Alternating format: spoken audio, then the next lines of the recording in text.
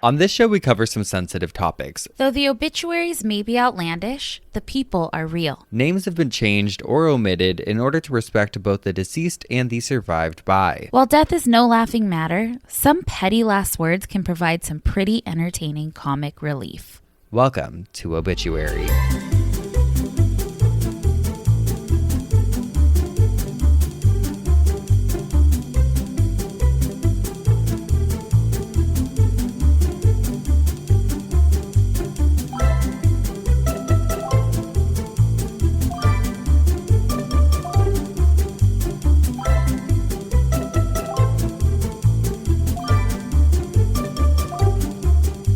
Welcome back to Obituary. I'm Spencer Henry. And I'm Madison Reyes. And the boys are getting back together tomorrow PM, everyone. Tomorrow PM, you land what, 4:30? Oh, yeah. Oh, yeah, I'll be right there. I am so excited. I can't fucking wait. We're gonna just have a fun little weekend together. We were like, oh, let's record together. We were like, yeah, but then once we're together, we're gonna want to just be out slobs, wreaking havoc and be slobs. So yeah, so that's why we're so elegant right now. And so yes. We had Glam come today, but we were like, it's gonna be too hard to figure that out. It's gonna be Glam will come this weekend. Yeah.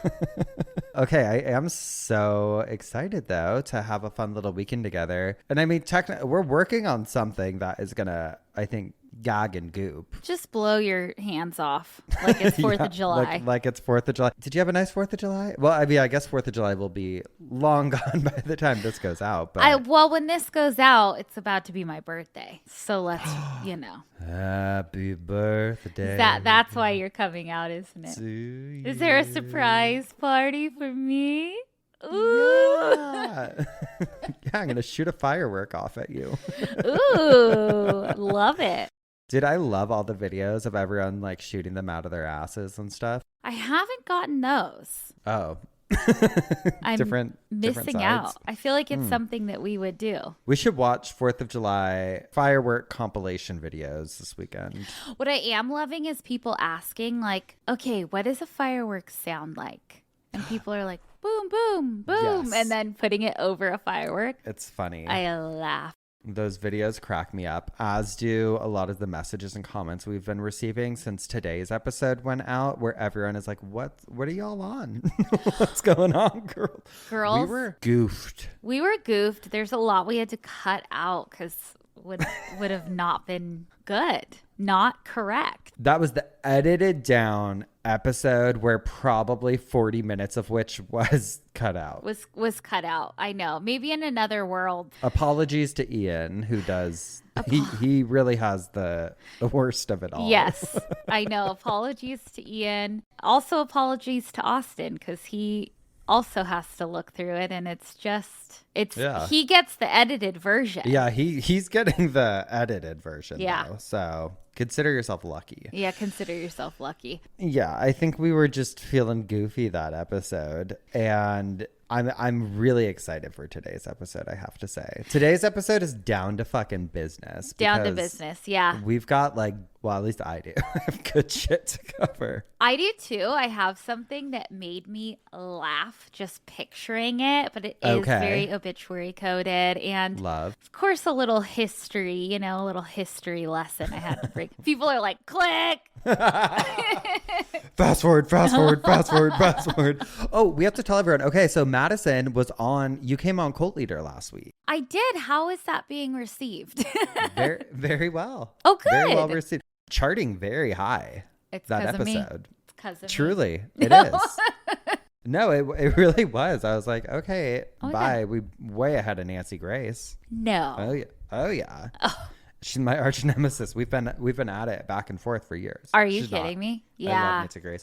I grew up watching Nancy Grace. Oh, fully. And especially during the whole Casey Anthony coverage where she was like, top mom. Yeah, she's a classic, and I feel like she just plays into the rage. Like, I'll sometimes listen to her still, like on YouTube, and she's even like bitchy to her guests. And I'm like, she'll give it to people, and I love it. Because I also know she's the one who comes. Okay, this is Nancy Grace getting out of the shower. Oh my God. Same hair. Same hair. Same hair.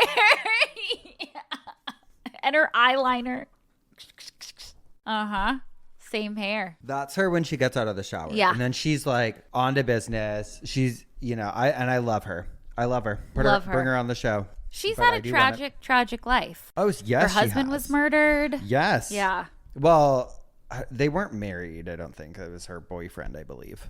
Oh, well, still Her tragic. like college, or maybe they were fiancés. I don't remember the full details there, but yeah, she's a woman who's seen some things. But the episode you came on was based on, well, it was the Taylor Parker case, the murder of Reagan Hancock, which is covered on Netflix's Maternal Instinct documentary that came out recently. And I had watched it and I called you and I was like, girl, you got to watch this shit and then you got to come talk to me about it. Yeah. And I was so happy you did because, I mean, that case is so shocking. Uh-huh. There was a lot we got into on that episode that wasn't covered in the documentary. Yeah. It's a case like because you covered one that I thought was similar before I actually looked into the case. And I'm like, I wasn't that excited. I was like, oh, I've seen a case like this because you covered a case like this. No, I was wrong. It's so Crazy. wild.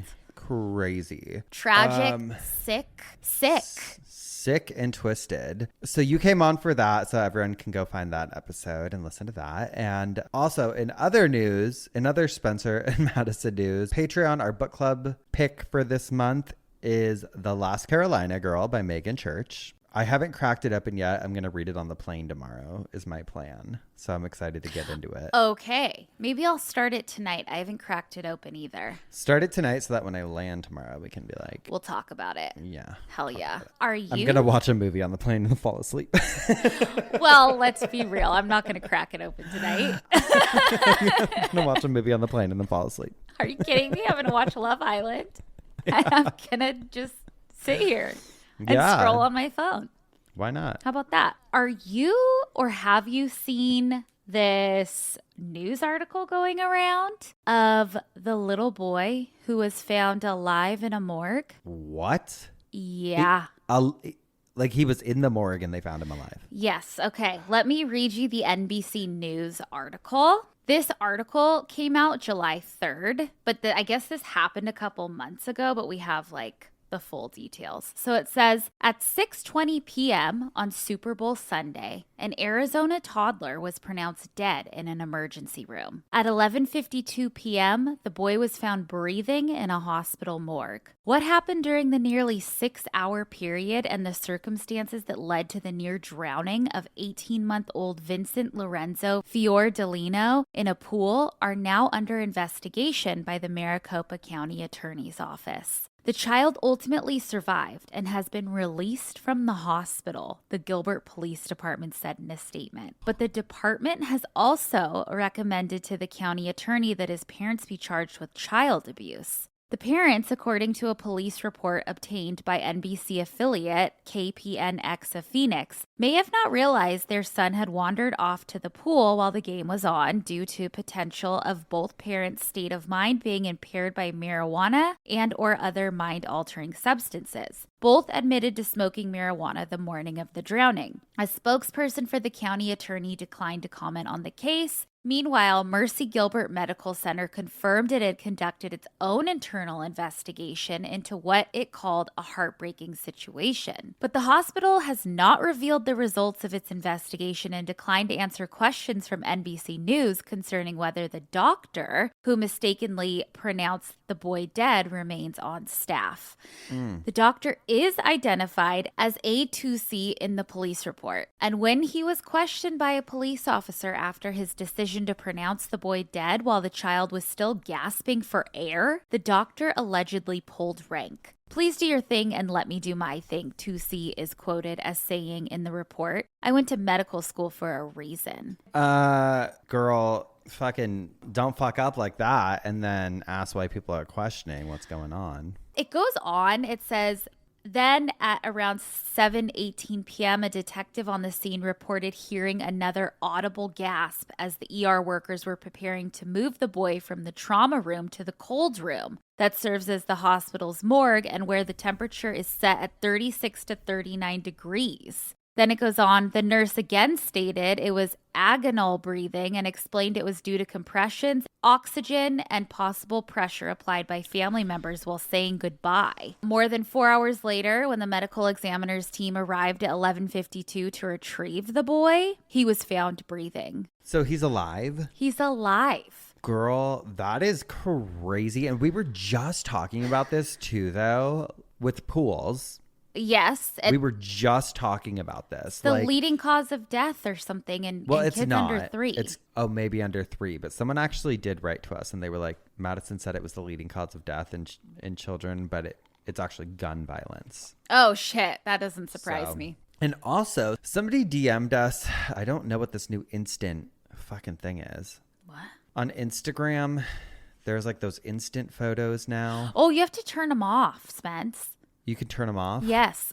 Okay. Because people get so it'll take a picture of your double chin and send it to everyone on your list. God, it's the last thing I need. That's like when Snapchat first came out. Yeah, fully. Remember? And we're getting up there in age where we're going to do something stupid. I know. We got to get to a place soon where we don't have phones. I know. No, Because- fully. Yeah. Yeah. I'm doing dumb shit all the time. Me too. Texting the wrong person, or the worst is when you like screenshot someone and then send it to them. Or even like filtering things. It's like, okay, maybe we don't look human anymore, but we like it. Mama, we've done it. Okay, someone wrote, I just listened to Maternal Instinct on Cult Leader, and did y'all know you guys have mentioned that hospital before? Have we? And they said, I sent a story about our CEO getting head from our CNO, and you guys read it on the pod. Oh my God, that was on like an early episode. The story with Taylor happened in the same hospital. They no longer worked there at this time, to be clear. And I was like, oh my God, what? And they were like, I can't remember what episode it was, but it was the one where they got caught on Zoom. Yes. Small fucking world.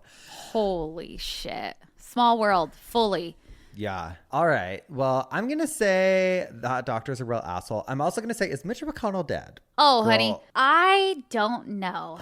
Well, there's that whole conspiracy theory that he is brain dead. Right. And he's And they're being kept alive on ventilators so that they can say he's still alive, so that they have to wait until, I think, like, I don't know, some upcoming date in order to keep their seat in the Senate. Yeah.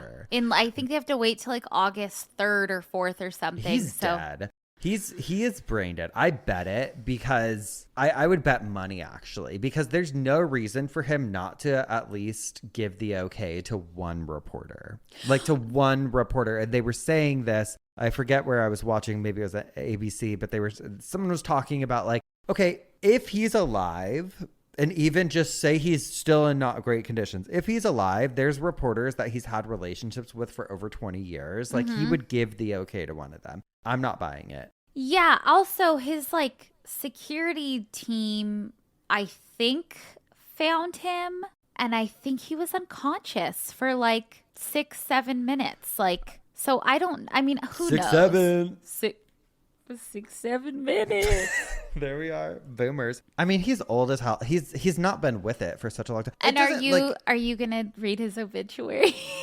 Sure will. And here's the thing. I don't give a fuck. I think everybody is probably hopefully in agreement now that can we get these old ass fucking people out of the government? Especially him, please. Oh my God. Come on. He's standing. Yeah, no, bye. Yeah. Just sits. I have seen people saying like, yeah, but he is a tortoise, and like that's a very young age for him to be gone. We probably sound like some real assholes, Madison. Oh, I don't think compared to him. And speaking of, I have an Am I the Asshole that says, am I the asshole for not chasing down my daughter and she missed her grandma's funeral? Okay. My daughter suffered from ADHD and depression. Honey, don't we all? Yeah.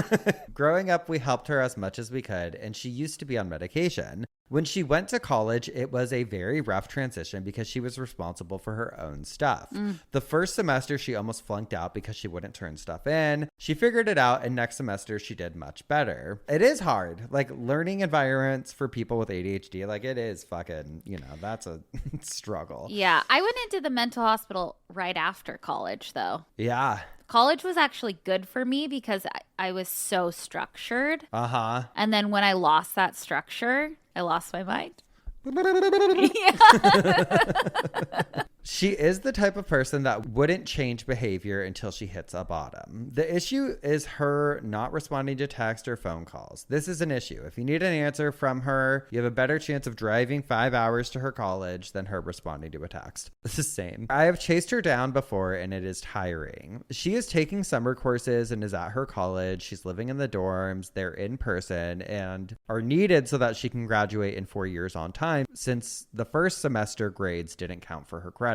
My mother passed last week, my daughter's grandma. Last week, the whole family was informed, and I personally called her twice, no answer, and texted her the news, which was unread. My daughter was close to my mother, so I know she would want to be at the viewing. I would need to pick her up so she could attend over the weekend. I never got a response. I had her siblings message her. They never got a response. I decided to not chase her down for the funeral. I didn't want to drive 5 hours, try to track her down at her dorms, then drive 5 hours back. I talked it over with my wife and she agreed. She was also sick of our daughter not bothering to check her phone and said to focus on my mom's viewing and not tracking her down. I did try multiple times again to get in contact with her. The viewing was this weekend and she missed it. Today, she finally read her messages and I got a call that she was very upset. We got into a big fight over it. She wanted me to come get her even if she didn't respond to the text. She sounds manipulative, and I You understand. are not the asshole. No, not at all. The daughter sounds manipulative. Yep. I understand mental health, and I couldn't even imagine wanting to do everything that you could for your child, right? But sometimes, like, things like this, these are big ass lessons that she's gonna have to learn, and sometimes you do have to learn them the hard way, and it's not your fault. Grow up. Yeah, 100%. You mean to tell me she didn't look at her phone once? Also, you just lost your mom. Like, I understand this is your child, but you just lost your mom. Yes. That's so sad. Yeah. You're grieving that. Yep. I have ADHD. I've had crippling depression before. I get it, but unless there's something else going on. Right. Unless there's something else entirely going on. Neither of those two things are excuses for not at least picking up the phone for your parent who lost their parent that you're close to. Nobody's going to hold your hand throughout your entire life. Right. And if they are, you're screwed either way because eventually they won't be there. Yeah, 100%. Okay, this next one says, am I the asshole for not allowing my half sibling to attend our dad's funeral? Okay, let's hear it. Not even halfway. I was an affair baby. I am now 25 years old, female, and my father's funeral was this weekend. I need an outside opinion. I'm not going to hide the fact that I find my half-siblings to be cunts, so my perspective is very biased on this. Okay. I like it. We're keeping it more real here. Growing up, my two half-siblings were assholes. They hated the fact that I existed and blamed me for their mom and my dad getting a divorce. Luckily, I didn't see them all the time, but when I did, they were assholes. Their mother was also a dick towards me. I only saw her a few times, weddings and funerals mostly. I saw the half-siblings much more often due to them having custody times with our dad when I was also in the home.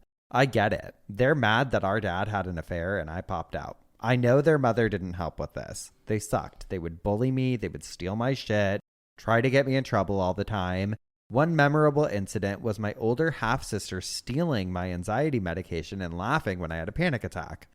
My dad got me into therapy and it helped a lot. The half-siblings, though, never got into therapy because their mother fought it constantly. When I turned 18, my siblings told our dad I needed to leave, kick me out and be homeless, or they would not speak to him anymore. He didn't kick me out and they haven't spoken to him since, not even when he got sick. My dad got lung cancer and he passed away. I was the main caregiver to him and my half-siblings never reached out, even though he reached out to them multiple times. I was the one that had to plan the funeral. I had to do everything. I decided not to invite my half-sibling. I am of the personal opinion that if you go no contact with someone and avoid them when they're dying, you don't get to be at the funeral. I also don't want to see them. I greatly dislike them, and I would not be able to handle if they said anything nasty towards me. The funeral happened and the half-siblings learned about it. I believe my aunt told them. They're pissed, and I've gotten multiple messages about how I'm heartless, and it was their dad also. I haven't responded, and they're asking for some of his ashes, and I really don't wish to give them any. So, outside opinions. Edit, I did message them that he passed and got no response. I'm pretty sure I was blocked at the time. Oh, okay. So she did try at least to tell them. I don't think she's the asshole. I don't think the asshole. I think, here's the truth. I do think, okay, if they want some of the ashes, mail them some of the ashes. Yeah.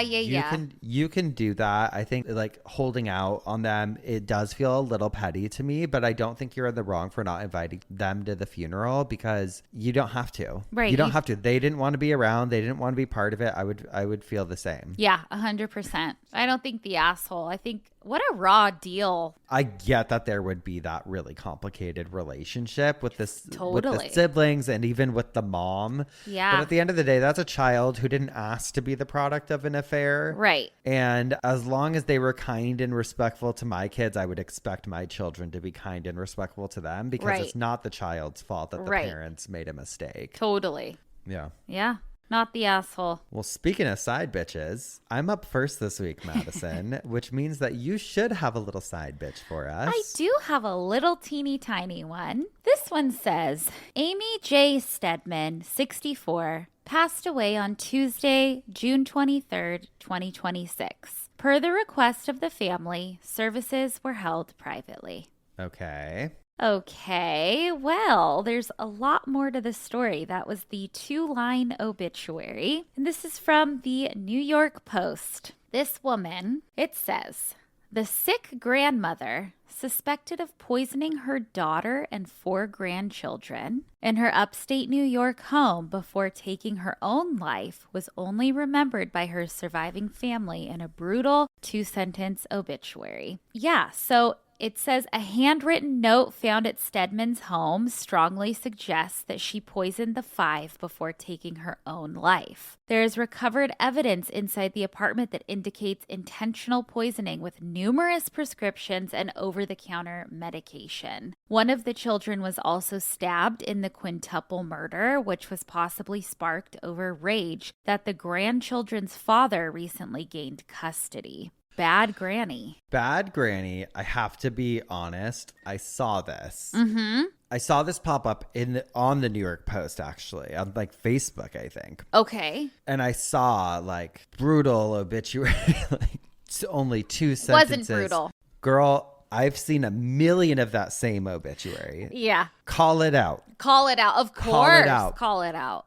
Here lies blah, blah, blah, where blah, blah, blah has died after murdering her. Yeah. Put it out there. Yeah. A terrible woman led a treacherous life. I mean, don't waste the money on her. I'm like, you could have just put, she's dead. Mm-hmm. She's dead. She was She's dead dead. to us in this lifetime. Now she's dead for real. And she I don't took know. 4 innocent people with her. If you're going to call it a brutal, listen, this is obituary. If you're going to call it a brutal obit, I agree with that 100%. I need brutality. Need brutality. The story is fucking brutal. And it's one of those things where you could scroll past that in the newspaper and not think anything of it. Give me the Leslie Ray chirping. Yeah. Okay. Yeah, Give me the yeah. Dorothy Aguilar. Right. Okay. 100%. I want receipts. Put some disrespect on their name. Oh, all the That's what I disrespect. Yep. All the disrespect. Right. Well, we're going to take a quick break. And then when we come back, I'm going to tell you what had me spinning in my coffin this week. Alrighty. We'll be right back. And we're back. Spencer, what had you spinning in your coffin this week? The devil. What? Okay, Geoffs, grab your holy water because today I'm telling you all about the devil's chair. What is that? It's any chair you're sitting in. No, okay, so this concept of a devil's chair encapsulates everything we love. Urban legends, cemeteries, and history. Uh-huh. Okay. And it's so cool. I'm shocked we actually haven't ever talked about these before. In the 19th century, so like the late 1800s, like that Victorian era, those good years in the death world. Yeah. It was not rare for you to enter a cemetery and find a chair perhaps carved into the cement somewhere or out of cement or some other stone material. Like it wasn't a headstone? Right. It's like a literal just like chair carved out of stone. Oh. And these, before becoming known as devil chairs, were actually known as mourning chairs. Oh. Sometimes they were just literal chairs sitting inside of cemeteries so that mourners could have a place to rest their feet as they visited their deceased loved ones. If we were in the 1800s and you died, for instance, I know I'd be pulling up a chair every week. I'd be pulling up and I'd be like, Listen. Here's a this cigarette. Is what's going on. Yeah. Yeah. Okay. You want to know what Cisco's doing right now? Right. Let me tell you. Or I'd be like, I got bridled again. Okay, I got bridled again. It wasn't the same without you. They're out to get me. Yeah. It's not fun anymore. They're talking about putting a mort safe over your grave. Okay? I just want to tell you, someone started rumors and the person is me, but you can't do anything about it. So there were these mourning chairs, which is a cool concept. But these mourning chairs have become less of a common fixture in cemeteries and were instead replaced in popularity with memorial benches. I think I'm emotional today or something. Sorry, just have to go into it. The thought of you pulling up a chair next to my grave makes me emotional. Mostly because why aren't you there too? Like what happened to me? But like, could you imagine? A kid threw a Molotov cocktail on top of the fan. Okay. You tucked and rolled, but you didn't make it, mama. You got hit by a... You got hit by a Southwest plane. We cannot do this again this week, Madison. I know. We need to stay on track. All right. I know.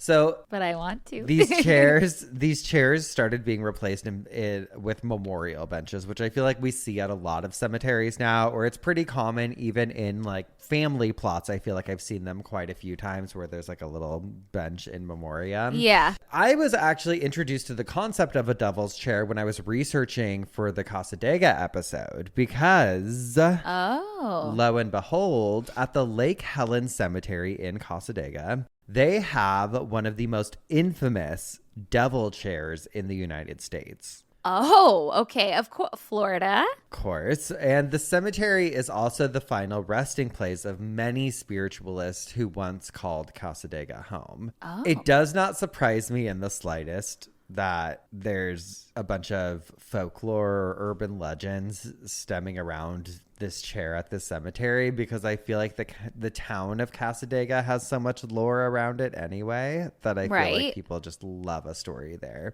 And so inside of that cemetery, there is a specific plot for the Thatcher family. And it's inside of the cemetery. And if you stare directly at it, there are 2 tombstones commemorating Orestes Thatcher and George Thatcher. And then there's this like brick lining that goes around the tombstones. And back in between them is this chair that was built into the brick ledge. If you're watching on YouTube, you'll see this. Or if you're just listening, we'll send you the picture. Madison, I'm gonna send you this text picture. It.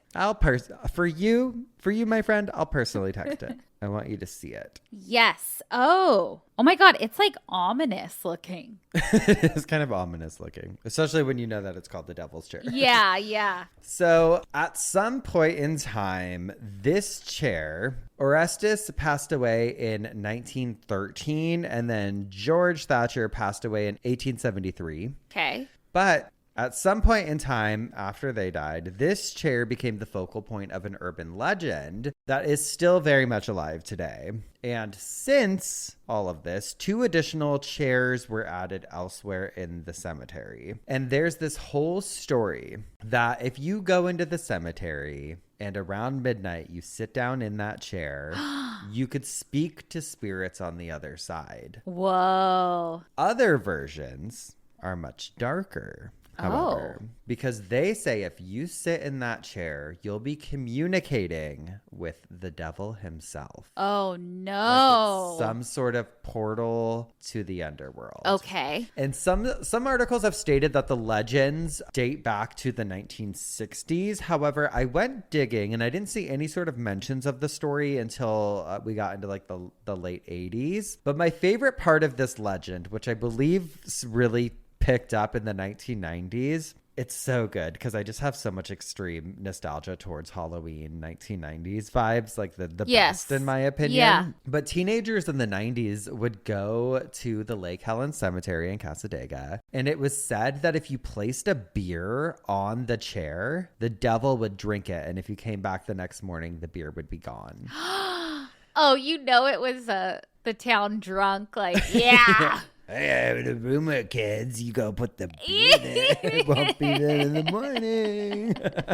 I just love picturing that. I don't know. I do too. But what's even cooler is that rumor became so well known, like that urban legend about the beer, that it resulted in a brewery coming out with a beer that they called Devil's Chair. Oh, that's cool. There's a quote from Florida Beer Blog that says, quote, "Devil's chairs are actually fairly common in older cemeteries, placed there by grieving families or cemetery owners to provide a place for mourners to sit while visiting the graves of loved ones. They're usually quite ornate pieces of sculpture, yet the Casadega chair, one of 3 in the cemetery, is a large brick structure that resembles a fire pit more than a chair." Okay, drag them. The legend of this devil's chair stated that a can of beer left on the bench overnight will be found the next morning drained of its contents, sometimes while still unopened. I can safely assume that this was the intention behind Red Cypress Brewing canning and releasing their Devil's Chair IPA as one of their first packaged releases. And then there was another article I read from clickorlando.com, and I have to share this snippet. It said, quote, "Reverend Lewis Gates with the Casadega Spiritualist Camp said there's truth to the beer myth, though likely not in the way people are expecting." You'll love this. Quote, "People used to come in and get drunk, come out to the graveyard, put their beer on a tombstone," Gates said. "They put their beer on the tombstone next to the chair thinking the devil's going to drink the beer, but it wasn't the devil drinking the beer, it was us teenagers."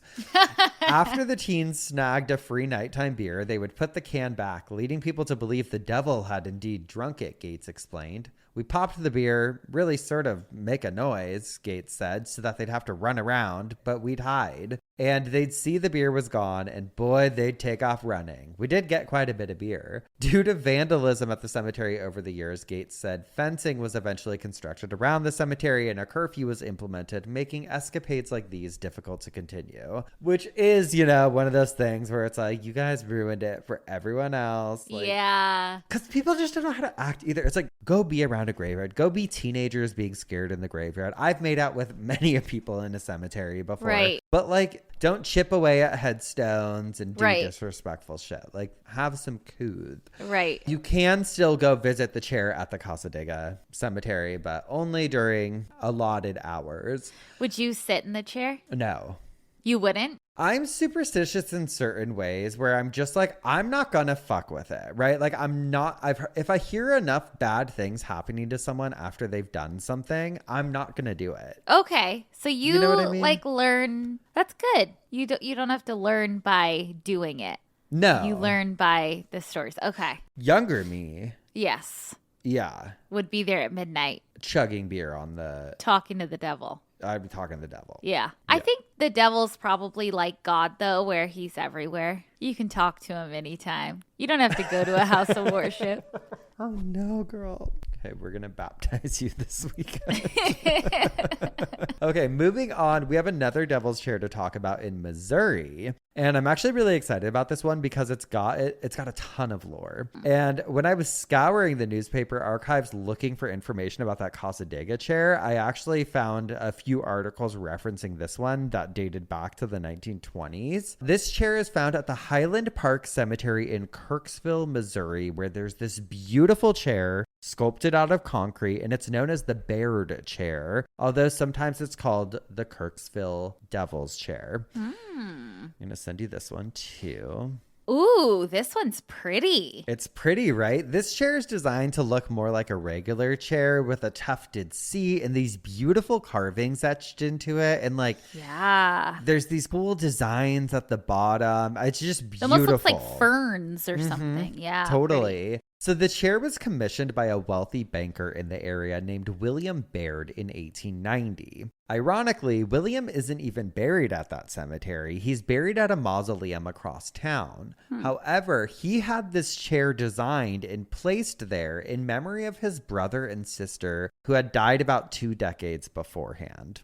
Okay. As the years went on, the chair began to age, and it too became the epicenter of local legend there in Missouri this time. And it's similar to the one in Cassadaga, with some reporting that you can communicate with the deceased or even the devil if you sit in the chair. However, there's a much darker story.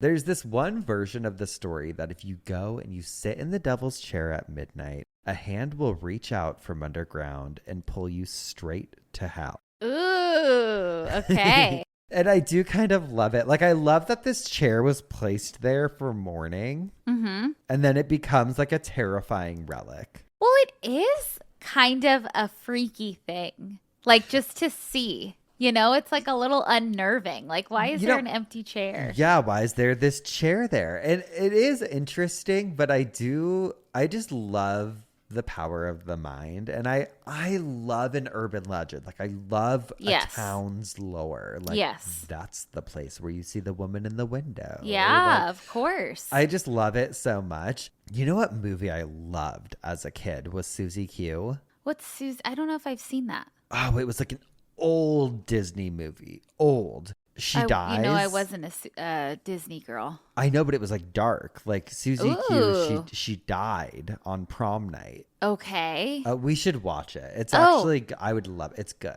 Okay. Maybe we'll watch it this weekend. Yes. Now, we're going to next head over to Fletcher, Ohio, to the Fletcher Cemetery. And sitting next to this massive monument honoring the lives of the Duncan family, there is another beautifully crafted chair carved out of cement that looks like any chair you'd see in a living room, really. Kind of reminds me of like the Simpsons chair. While this one was initially put forth as a mourning chair, it's since been labeled a devil's chair, and it's said that if you sit in the chair, something terrible will happen after. Oh, no. They have rumors too, like midnight and the devil, which I really want to look into the concept of midnight as a terrifying number. I know that's kind of like meta, but I think feel of like 3 a.m. Well, 3 a.m. is like the witching hour. They say that's when they say the veil is the thinnest to connect with spirits on the other side, which is so funny because for the past week, I've been waking up every single night. I keep telling the champ, I'm like, every single night I wake up and look at the clock and it's 3 a.m. and then I fall back asleep. You know why? Why? It's because that's when I go to sleep. And so some lunatic has to clock in. Yeah. One of us has to be clocked in. Yeah. Well, you guys, okay, so we always count down before we press record on our whole setup. Oh, yeah. And today I was about to, we always say 3, 2, 1. Never is it different. Right. It's 3, 2, 1, beep. And today I was about to go, and do, 1, 2, 3. And Madison went, 1, 2, 3. Like, it was so. That twinergy. The twinergy. It's crazy. Crazy. This one is another one that I would never sit in because they say that if you sit in it, you'll die within a year. Oh, shit. And I don't like that. I don't like that either. I don't like that. And then moving on, we have a chair that is known as the empty chair, which I'll send you a picture of. It sits inside of the Hope Cemetery in Barre, Vermont, Barre. Okay. But I know Wilkes-Barre is actually pronounced Wilkes-Barre. So maybe it's Barre, Vermont. I'm not sure. One of you Vermont babes, you'll let us know, I'm sure. But that place, Barre or Barre, Vermont, it's the granite capital of the world. Really? It's the granite capital of the world. I thought like Greece would be, or like, think. you know, I don't know. Yeah. And the chair is a little more simple on this one. It just says Bettini on it. But yeah, it's the granite capital of the world. And if you look at pictures of the cemetery, we'll include some in the episode. There are beautiful like trees and things carved out of granite. And I just think it's so cool. There's very ornate designs. Okay. And then last but not least, I have to tell you guys about Attila's throne in Torcello, Italy. Torcello is old as hell. I guess it's one of the first islands in Venice that was ever inhabited by people, and I think it still has a very small population to this day. But I read about this in Atlas Obscura. It said, quote, people came from the mainland to Torcello and other islands in the lagoon to escape from invading armies during the downfall of the Western Roman Empire. The most feared of the invading peoples were the Huns, led by Attila, who destroyed the city of Altinum on the nearby coast in 452. Today, just in front of the local archaeological museum and looking towards two ancient churches, there's a large stone chair known as the Throne of Attila. Despite the name and legend, the chair actually has nothing to do with the king of the Huns, and it's dated to at least 100 years after his death. Most likely, it was the seat of a local governor or bishop, but it's still an impressive 1,500-year-old chair. Visitors can now freely sit on the chair, and locals say that if you do, you'll one day come back to Torcello. But I also saw, this is not well documented, that if you sit in the chair as a woman, you'll become pregnant within a year. Wow. And it reminded me of Victor Noir, where people would like rub his crotch for fertility. You thought you were girl, gonna. Yeah, I did think. And I'll still go back before you, girl. Oh my God. What is it, a competition? I'm booking my flights now, you bitch. Oh, please. On Southwest? Yeah.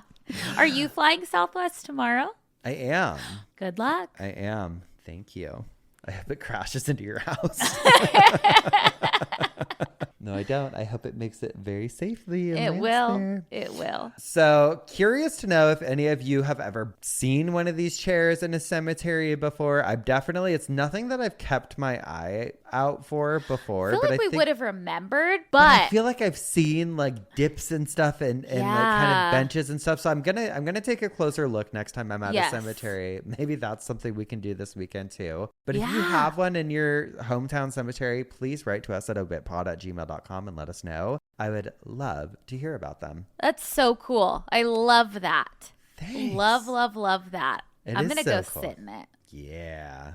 Build our own. Yeah. We should just our gravestones should just be two chairs sitting next to each other. And you know what, it could actually be really cute.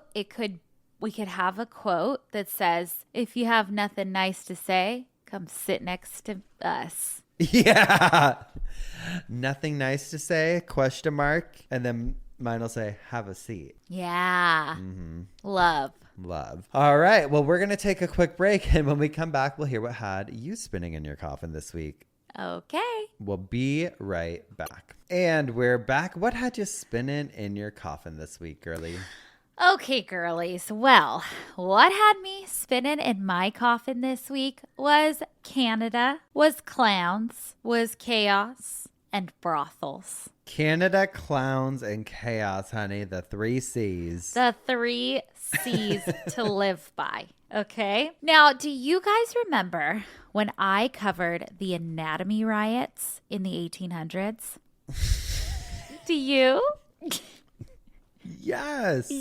My favorite one. It was my favorite. Remember, it started because the guy like raised the hand that he was dissecting and was like, this is your mom's. Yeah. It started. And then the dad was all pissed off. A bunch of chaos. Yes. And burned down schools and everything. Hamilton was part of it. Alexander Hamilton. Oh, yeah. He was the whole thing. Well, I have a whole list of insane riots that I've been dying to get through ever since then. And this is actually perfect timing because this week marks the 171st. The 171st. Yeah. The 171th. The 171st anniversary. Okay. She's done. Get her off. Get me some help. I need help. We're accepting co-host applications. Send me your reels. This week marks the 171st anniversary of the riot I will be talking about. It is known as the Toronto Circus Riot of 1855, and I love this so much. It is so obituary because we're clowns. We love to talk about clowns. And at the same time during this whole thing, it's not connected, but it is sort of. And appropriate to mention, Toronto was in the middle of trying to figure out what to do with their dead, which I will get to shortly. Okay. So a little background, because I didn't know any of this, but Toronto in 1855 was not Toronto that we know today. Obviously, it was 1855, but it wasn't even quite Canada yet. This was a decade before the Canadian Confederation. So Toronto was still under the British Empire. The Canadian Confederation, I didn't know what that was, so I looked it up, and it was when the province of Canada, which was where Toronto was, and then New Brunswick and Nova Scotia all came together and basically became Canada. Okay. Okay, so it was like, split up, but then it became Canada. In the 1850s, Toronto was everything I see, it kind of seemed just like a pioneer town. It was crowded though, like things were starting to boom. It was growing really fast. There was a lot of shit going on, religion, politics. They were starting to build railways, but it was still kind of like a muddy town. Yeah. So in 1855, it was also the same year that Toronto's old non-denominational burial ground called the Strangers Burying Ground, which was like a potter's field, was officially closed. And so it was where the city buried their dead who didn't fit into the church. Like yards. The unclaimed. Yeah. The unclaimed, yeah, or just any other, if someone wasn't a Protestant, they were buried there. In the 1850s, the Toronto Necropolis was opened. And this was a new non-denominational cemetery in town, so it sort of replaced the old Potter's Field. So everybody was having to move their bodies there. And it's still open today. It's not operating, but I think you can still go visit it. But I also read that in 1933, the Toronto Necropolis was the first place that they had a crematorium in Ontario. Oh, wow. I know. Also during this time, Toronto had a Protestant fraternal organization called the Orange Order, and they were basically running the whole city. They had a huge influence on the city, from city government to policing to firefighting. A lot of the city's firefighters at the time were volunteer fire companies, and they had terrible reputations. Terrible. It's like out of a movie. They were like gangs. Okay. One of those companies was Toronto's Hook and Ladder Fire Company, which, remember, Hook and Ladder Fire Company. From what I've read, men in the fire companies were either Orange Order members or they moved in the same circle. So it was like this fraternal organization. And they're probably all hot because firefighters. Hot, but then not. I'm going to tell you some things. But from spacing.ca, they did a whole rundown on this riot, and it was great. But I just wanted to quote what they said about the Hook and Ladder Company. They said just a couple weeks earlier from the riot I'm going to talk about, it said, quote, just a couple weeks earlier, the Hook and Ladders had arrived at a fire on Church Street at the same time as another brigade. So you have to think about all these different fire brigades. A fight broke out. As the building burned, the firefighters rioted in the street and looted the homes they were meant to be saving. When the police showed up, they got pulled into the brawl too. In the end, the firefighters were charged with assault, and the battle became known as the Firemen's Riot. The Hook and Ladders were no strangers to violence. Oh, shit. So I don't want to shit on Toronto, obviously. I'm sure this happened everywhere before modern things were implemented. But if you think about them trying to move bodies into this new cemetery, some fraternal organization running the town, it being corrupt, them building railways. Like, it just seemed like so much transition and just chaos. Yeah. Also, every July 12th, the Orange Men celebrated something called the 12th, which commemorated a Protestant victory over some battle that they won. The battle was called the Battle of Boyne. And I believe I believe it's still like a national holiday in Ireland. I think they celebrate it. But I was actually looking at the Wikipedia page of this day, the 12th, and they have a whole list of violent occurrences that have happened on this day, and there are a ton. It's almost July 12th. There's like a ton of just violent things that have happened because of this celebration. Anyway, it's a huge deal. So it was a huge deal in 1855. There were parades, a ton of celebrating, a ton of drinking. There were a ton of taverns everywhere and a ton of tension for anybody who didn't agree with the Orange Men. Got it. It was a circus, which brings me to the riot. So in July of 1855, the same week of the 12th celebration, a traveling American circus called the S.B. Howe's Star Troop Menagerie and Circus rolls into town. They weren't there to celebrate the 12th. They just happened to be there at the same time. Okay. They were having like performances in town. They went and parked all their wagons and their tent and everything at this fairgrounds in town. On the night of July 12th, 1855, I guess the clowns had a night off and they wanted to go out on the town. Were they in drag or not? That I don't know, but I kind of think they were. I'm going to picture that they were. In my head, they were in full. Big shoes. Huge shoes. Big red noses. Big hair. Grease paint. All of it. Okay? They needed to go take a load off. And by load off, I mean they went to a brothel. Okay, they wanted to pump some loads. They did. They wanted to let some loads off in some people. Dressed as clowns, okay? Okay. Well, this happened to be the favorite hangout with your wang out for the hook and ladder firefighters. Drama. So picture. Okay. I'm already wet. They're in their firemen. Hot firefighters. Costumes. Shirts off, but wearing the things. Suspenders. Oh, yeah. Hot. They have a little like soot. They're sweaty. On them. They're sweaty. They're greased up. They're in big yellow pants. Okay. Okay. And then in walk a bunch of clowns. Well, they drive up. There's not even cars yet, but they drive up in a tiny car. Big fire truck outside, right? Yes. Even though those didn't exist then. Big red fire truck outside. Yep. Little red car out front behind it. Yep.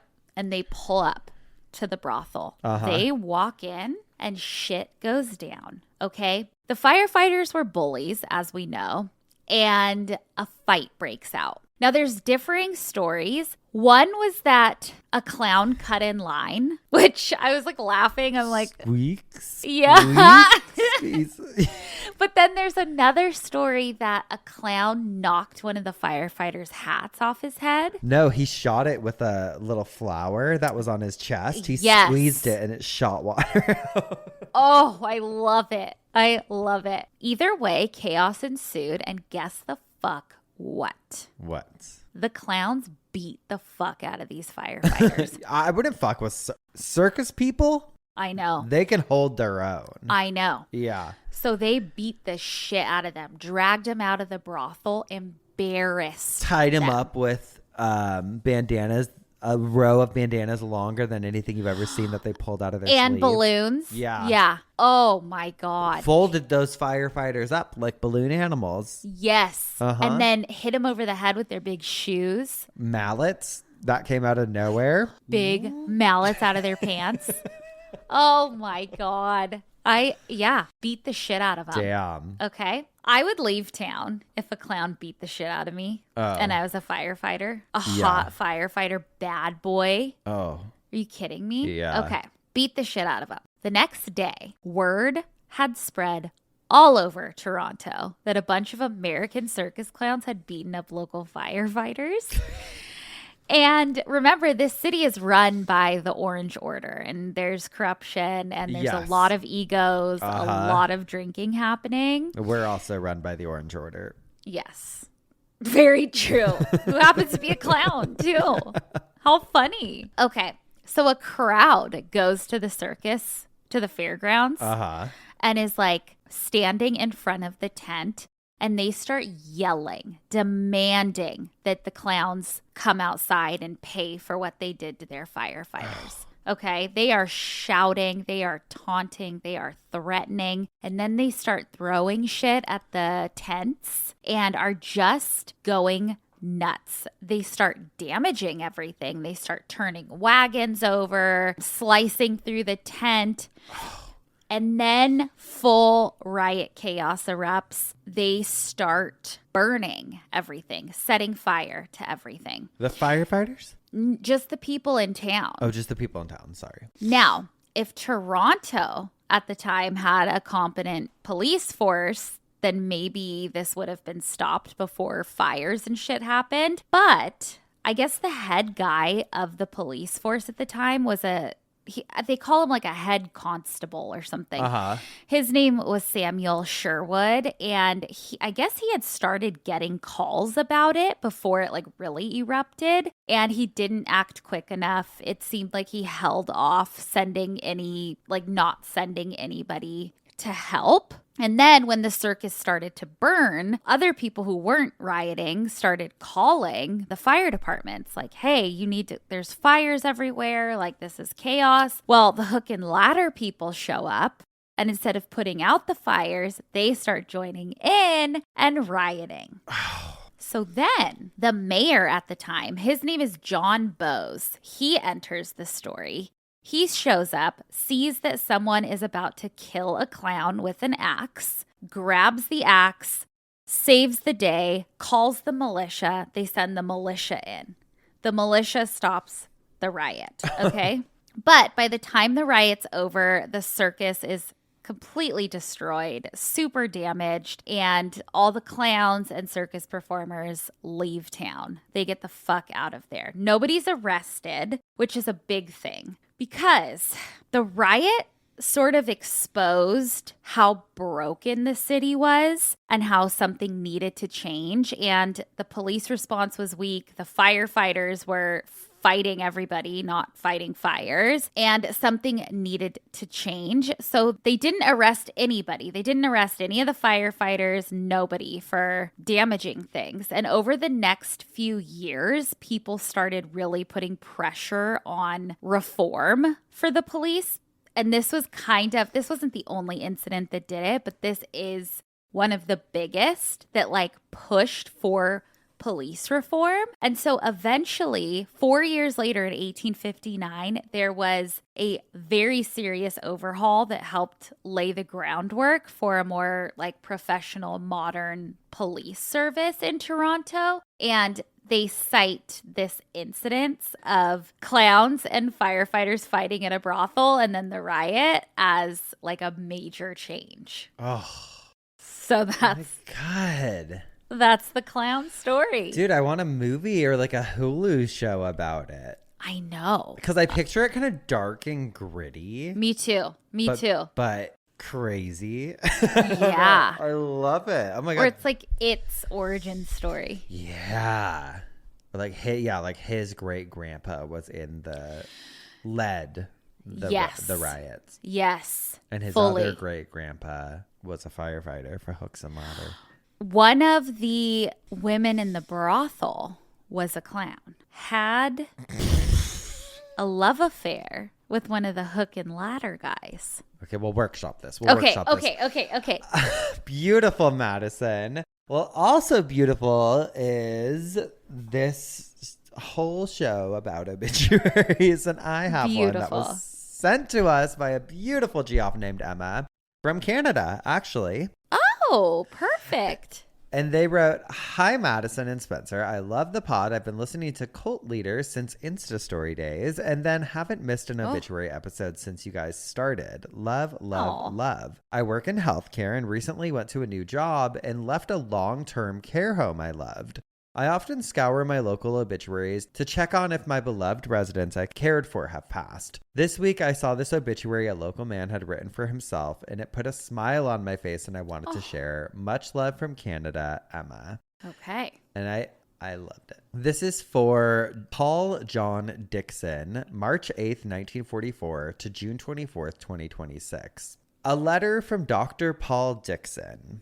"If you're reading this, I'm dead. I'm sorry to announce my passing. Some said, it's about time, and others said, I'll miss him. He was fun to be around. Oh. I died peacefully at home, and I leave behind my loving wife, Angie, daughters, Dana Dixon, Jennifer Gray, grandsons, Jackson and David, stepchildren, Jasmine and Jesse, and sister-in-law, Tina. I did not have many other relatives. 2 stepbrothers that I met briefly at my father's funeral. I didn't have any brothers or sisters or aunts or uncles, but grew up with my grandparents, Helen and Arnett Jackson. They really helped me a lot. I was born at Wellesley Hospital in Toronto. Schools attended were John Wanless Public School, Lawrence Park Collegiate Institute, and University of Toronto for a degree in physiology and biochemistry. Then went into medicine at U of T. I interned at Toronto East General Hospital, lived in Toronto, Cranebrook Avenue, Fairlawn Avenue, Bedford Park, and Keewatin, then moved to Fenelon Falls in July of 1971, living on Short Street. I set up a medical practice with Dr. Bill Graham, a great doctor, mentor, and friend, and in 1974 I bought a cottage on Balsam Lake and lived on Lambs Lane. Most recently I resided on South Bayou Road, Hickory Beach. My daughter Jen will likely do a slideshow. At the celebration of death you'll see pictures of me with my new white dentures. These were done by Steve Kerr, Minden, puts his phone number. Thanks, Steve. A great advertisement. After I'm cremated, my ashes will be spread at all the places I loved, plus the 8th hole at the Augusta National Golf Club. The final ashes will go in a Kraft peanut butter jar on the mantle. My passion was golf. My good long-distance friend, Doug Stevens, said to me at the age 13, I think you'll enjoy golf, but first you're going to hit balls and balls at the driving range. When you're good enough that you won't embarrass me, I'll take you golfing.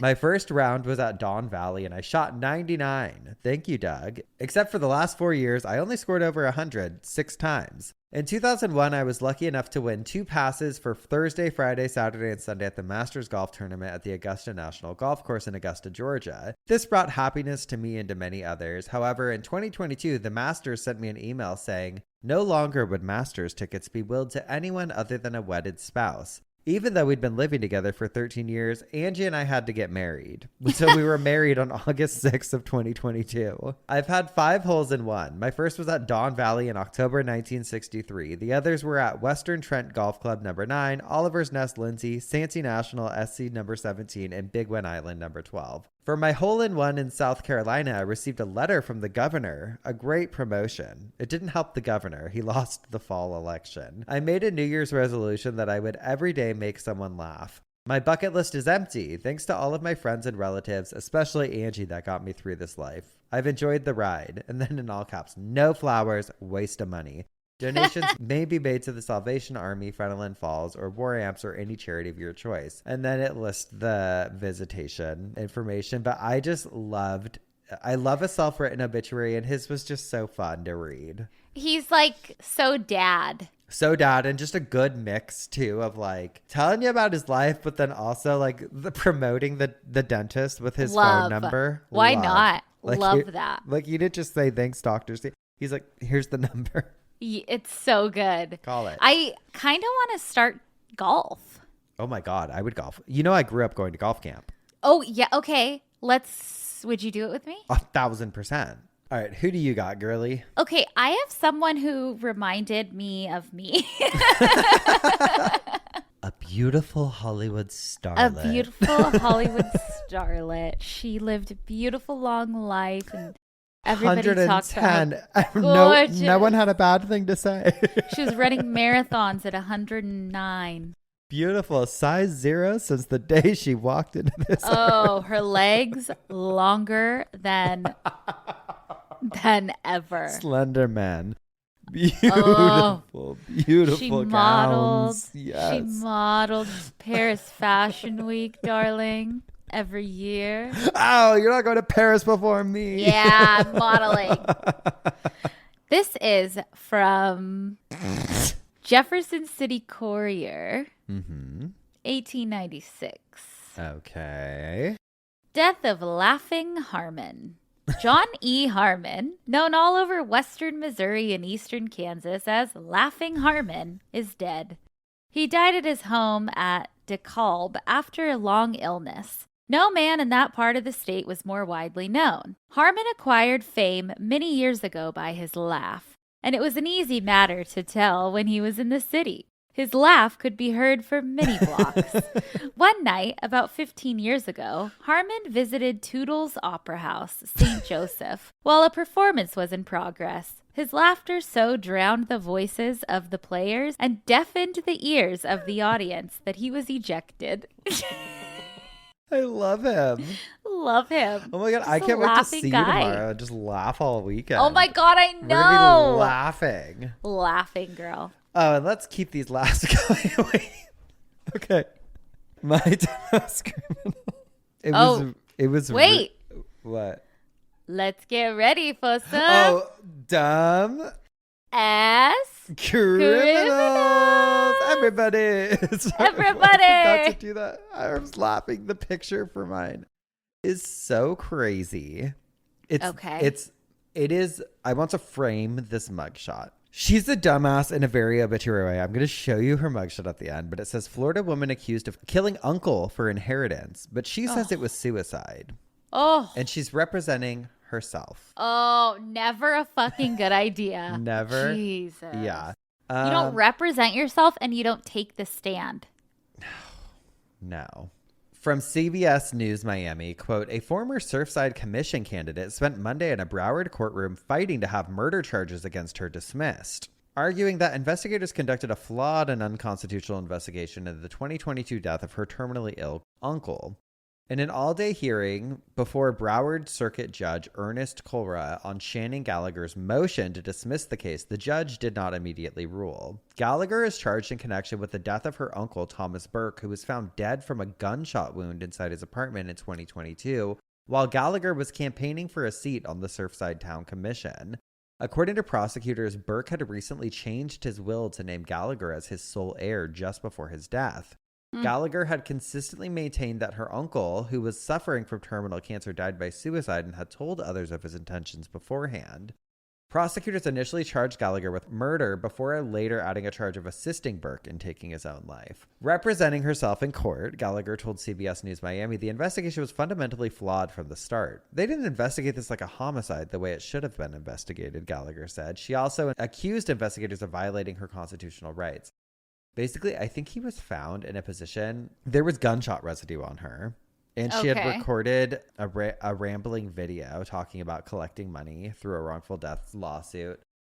But there was also something I read in a different article elsewhere that like there was like a rope, like she like tied the gun to his hand or something. Oh, like, okay. So I don't know if she did it or not. I am sending you her mugshot though. I don't know how she got into this situation, but I'm. Oh no. Okay, let me see it. Oh God.